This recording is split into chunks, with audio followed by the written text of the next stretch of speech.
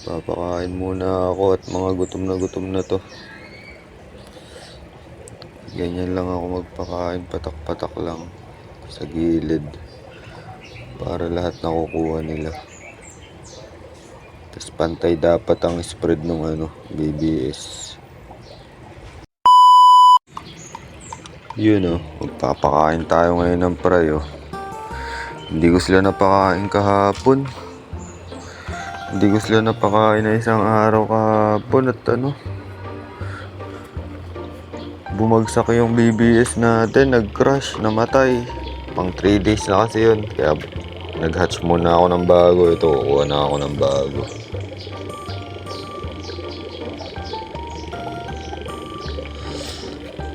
Namatay yung mga BBS ko kahapon. Kaya pa ako ng bago. Papakain muna ako at mga gutom na to. Ganyan lang ako magpakain, patak-patak lang sa gilid para lahat nakukuha nila. Tapos pantay dapat ang spread ng BBS. Mga gutom na yan.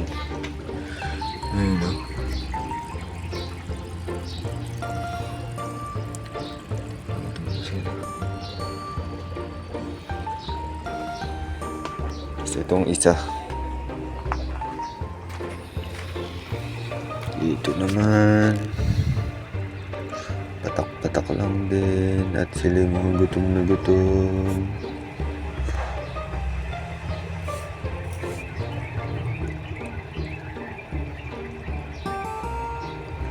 Dahan-dahan lang ng lagay pero ako ang bilis. Yun, isa pa ulit.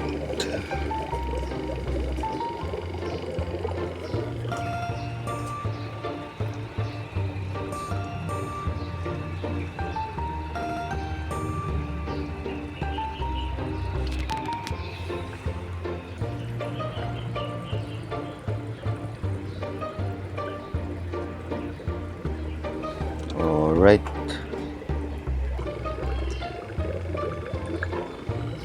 Konti pa. Baka mabitin sila.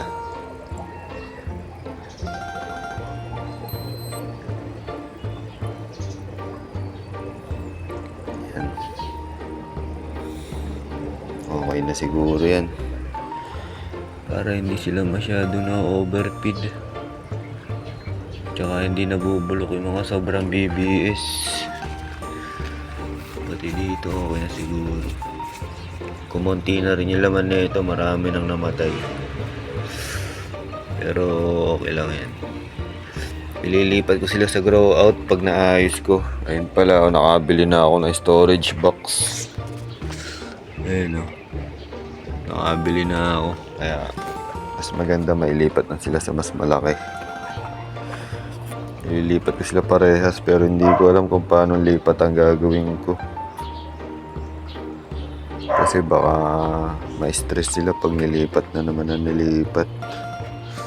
So yun. Hanggang dito lang, ganyan lang ako magpakain. Fish.